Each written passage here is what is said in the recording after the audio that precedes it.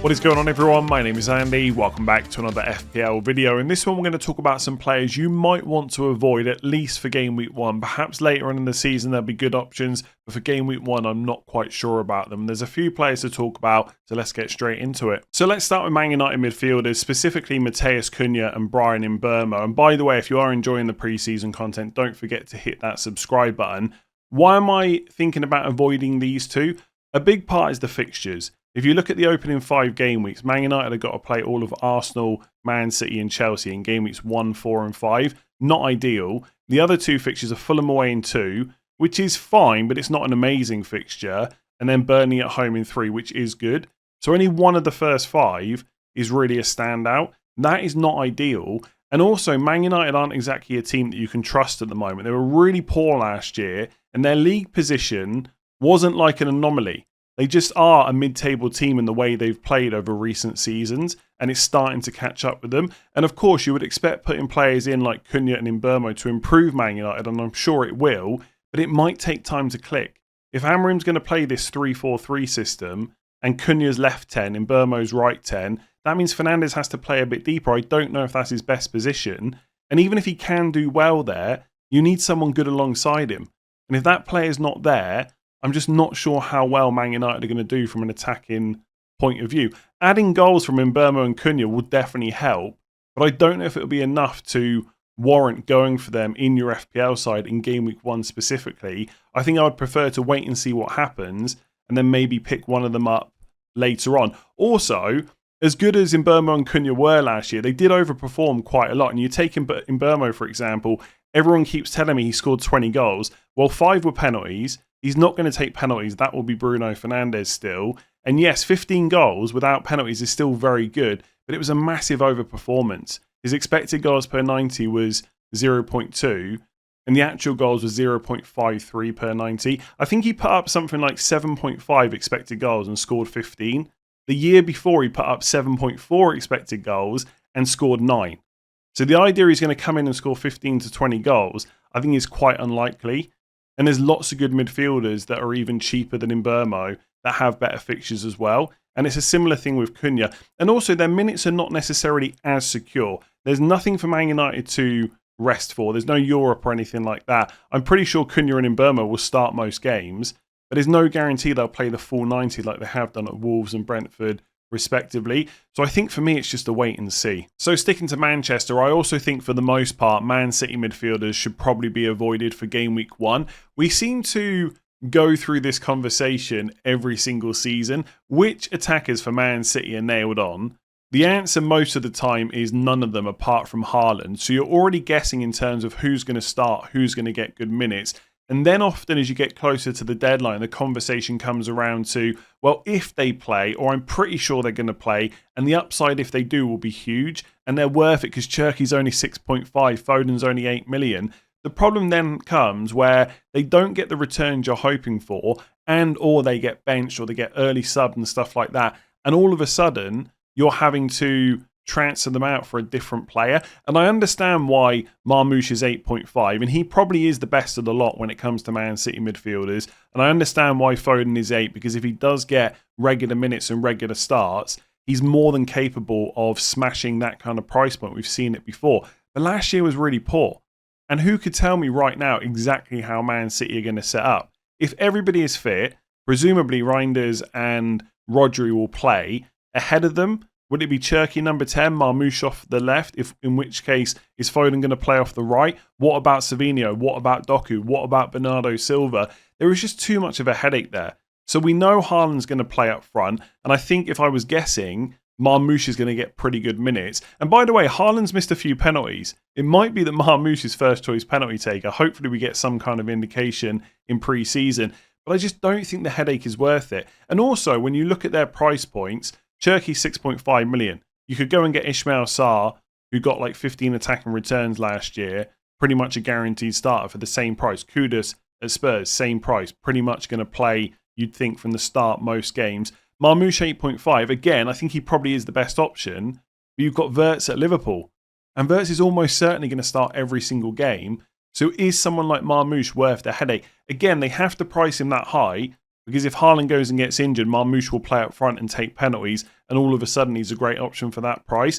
But until you get injuries at Man City, I just don't think they're worth going for. And we saw this last year. Savinho went on a run of games from the start. Marmoush went on a run of games from the start. People put him in their teams. What happened? They then got benched. People get frustrated with it. There's value in having players that you know are going to start, because if you do get issues, you can concentrate your transfers elsewhere. I just don't think Man City midfielders are worth it. Not from game week 1, despite the fact the fixtures are pretty good. So there's lots of midfielders in this video. Next up is Pedro Neto, who played really well for Chelsea at the Club World Cup. So I can see why people might be interested in him at 7 million. My main problem with him as an FPL pick is very similar to Man City players. I'm just not convinced that his minutes are going to be good enough because Chelsea have so many other players. And I know there's already people writing in the comment section that Pedro Neto is nailed on. But is he really? Like, how much money would you put on that? If you're asking me whether Palmer or Van Dijk or Salah or Bruno Fernandes, if they're fit and available, are definitely going to start game week 1, I'd put a ton of money on it. Pedro Neto, not so much. And even if he does start game week 1, is he guaranteed to start game weeks 2, 3, 4, 5, etc.? Not necessarily. And even when he does start, he could get subbed early. And you might turn around and say, well, the upside is there. I'm not even sure that's true. His goal threat is pretty low. 0.14 expected goals per 90. It's really not that much for a midfielder. This is a guy that's not scored more than 5 goals in a Premier League season ever. And he is somewhat creative, but I don't know if it's enough to warrant a £7 million outlay. So I think personally, I'll be avoiding him. I think I'll probably either go up to 7.5 million and try and find a midfielder at that price point, or even go down to 6.5. I've already mentioned like Ismail Assar, Kudus, etc. I just think you look at the player pool for Chelsea, like Palmer, Neto, Caicedo, Enzo, Santos. I know they don't all play in the same position, but Nkunku's still on the books. They've bought Gittins. There's loads of rumours going around. They still want to buy more attackers. And the problem is the transfer window doesn't shut before the game week 1 deadline. So transfers could come in afterwards, and that could just put a spanner in the works. And if they've got a slightly tougher fixture, they want to play 2 more defensively minded, midfielders. Enzo Fernandez could push to a number 10 position. Palmer plays off the right. You've just got one space on the left. And I think it's not out of the realms of possibility that at some point João Pedro could play that kind of position. He's obviously going to play off the left in a different way to Pedro Neto, not an out-and-out winger. But he could play there, and they could have Delap or Jackson up front. I just personally just do not think it's worth the headache. I also think I'd avoid most of Newcastle's midfielders. Anthony Gordon is probably going to be the best for minutes, but even he's got Harvey Barnes breathing down his neck, trying to get starts, trying to get minutes in that Newcastle team. They've signed Elanga, presumably to take over from Jacob Murphy, but his price is 7 million. I just don't think he warrants that kind of price point. I know he did okay at times for Forest last year, and he's going into a better attacking side, but I can't guarantee that he's going to start. Jacob Murphy had a really good year last year, and Newcastle have needed competition on that right side for quite a while. So does Elanga come straight in? He might do, and pre-season might give us some kind of indication, but I'm not sure his minutes will be great when he does start. Like, Jacob Murphy is right there. And actually, when you look at the stats for both players last year on a per 90 basis, Jacob Murphy, higher goal threat, and his creativity was also better as well. So it might mean that Elanga has to push his way into the team after a few game weeks. So it's just not worth it. And as good as a player as Harvey Barnes is, you've got Anthony Gordon right there. Personally, I think Harvey Barnes is good enough to go and play at a lot of other teams in the Premier League as first choice. But that doesn't seem like it's going to happen. So he's going to stay at Newcastle. And I just think Gordon will be ahead of him. Last year, I think Gordon did get injured at a point, and Harvey Barnes seemed to kind of keep his place after that. Often Gordon and Barnes were starting together. But that is just no way a guarantee. And I think Barnes, Murphy, 6.5 million is an okay price if you were able to guarantee they're going to start every single week. But I just don't think it's the case. And I honestly can't understand why Elanga is more expensive. I think he should just be 6.5 as well. Even if he was still at Nottingham Forest, I think 7 million is quite an overpay. So I would just be ignoring all of them. So speaking of Nottingham Forest, I've also got Morgan Gibbs-White on the avoid list, which might be a little bit harsh if he stays at Nottingham Forest. But the fact that his future is in the air is part of the reason to avoid him. So if you look at him as a Forest player, the fixtures are pretty good. Brentford at home, Palace away, West Ham at home first 3. Arsenal away game week 4 is not great, but then it's Burnley away and Sunderland at home. So in game weeks 5 and 6, they got back-to-back games against newly promoted sides. All sounds fine, But again, the transfer window shuts after the game week 1 deadline. So what if he's a Forest player and then moves to Man City? All of a sudden, his minutes are in question. He's not guaranteed to get in that team. And even if he was to move to Spurs, which has been a lot of talk about, we don't know how advanced he's going to be. Is he going to play a bit of a deeper role? And if so, 7.5 just doesn't feel like a great price. Even if he stays at Forest and that's guaranteed, the fixtures are good, but I still don't know if I'd pay 7.5 for him. I just can't. There's always, as much as I know he's a good player, I always have to come back and look at the stats. And his goal threat is so-so, and his creativity is so-so as well. Like, his game is about more than just goals and assists, but for FPL, that's kind of what we want. Yes, there's defensive contributions as well, but I don't know if that's going to be enough to warrant a 7.5 price point. He's good in the fact that he always plays at Forest, so his minutes are good and so are his starts, so you can just put him in and forget about him. I just think you can get more attacking players for that money of 7.5 million.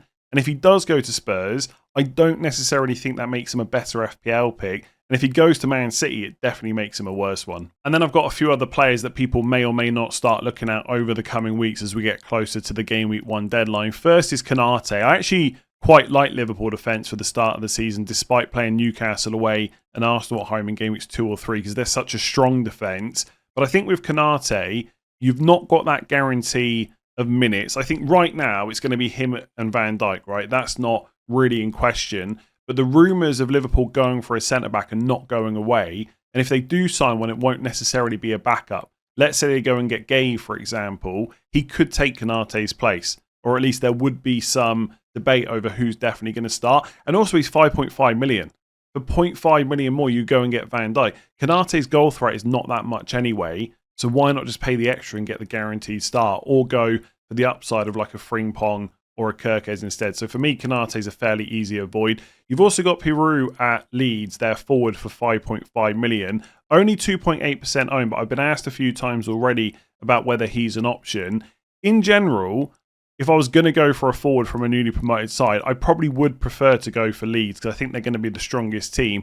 But every time I see a Leeds fan talk about him, they say that he's not nailed because Leeds are going to try and buy a new striker. And again, just to repeat myself, the transfer window shuts after game week 1. So even if they haven't got a new striker by that point, they might have one by the deadline. So I just don't think it's worth putting him in your team. For 5.5 million, I don't mind Beto necessarily to start the season, but they have signed this new forward Barry, who eventually will probably be the number 1.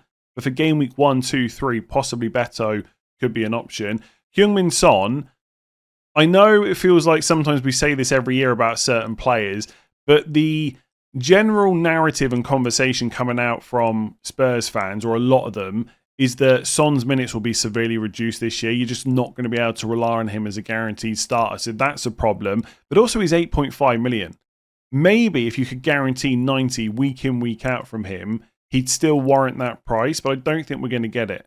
So I think he's a pretty easy avoid despite Spurs' good fixtures. And I've also got Brennan Johnson for similar reasons. I just think you could have Solanke down the middle, Tell off the left, and then like Kudus off the right. Brennan Johnson, if he plays, is a really good option. His goal threat is decent, we know, from the back post, etc. But I just don't think the minutes are going to be there. As always, right, I'm recording this video quite early. If pre-season changes our minds because we watch more matches and, you know, Brennan Johnson's playing loads or there's injuries and things could change. But right now, I just think I'd be looking at someone like Kudus or Solanke if you want someone from Spurs attack. And then Mykolenko. It's a similar situation to Konate. Mykolenko is not very attacking. The Everton defence is pretty good. The fixtures to open up are not bad either. Leeds away game week 1. And then it's Brighton at home, Wolves away, Villa at home. Liverpool away is rubbish in 5. And then West Ham at home in 6. So the fixtures are pretty good. I just think if you're going for an Everton defender, you probably stretch to 5.5 and just get Tarkowski, who, as we've all seen by now, is really good for defensive contributions and could, you know, well be able to rack up a decent score again this season, at least be pretty consistent. Even if you got to Liverpool away, maybe he goes and gets a bunch of tackles, clearances, etc. I just don't see why you would go for Mykolenko. I think at that point, it's a case, instead of thinking it that I've got to target the Everton defence, is Tarkowski worth it? If not, I just look elsewhere. I'd rather just spend 0.5 million less and go and get Konza, Van de Ven, Udogie, Wan-Bissaka, whichever 4.5 million defender it might be. So that's a bunch of players that I will probably be avoiding for game week 1. If any other players spring to mind as we get closer to the deadline, we can cover that in other videos. Let me know in the comments below what you think of my suggestions. Is there anyone else that you should add to the list? João Pedro I considered. I think he's a good option, but is he over 50% ownership good? Not necessarily. Isak at 10.5 million, I think could be worth it depending on how you set up your squad. Same with Watkins at 9 million. He's been very consistent. So I didn't add those kind of players, but there's a bunch there to think about. If you enjoyed it, make sure to give it a like and hit that subscribe button. I'll be back again tomorrow for another video.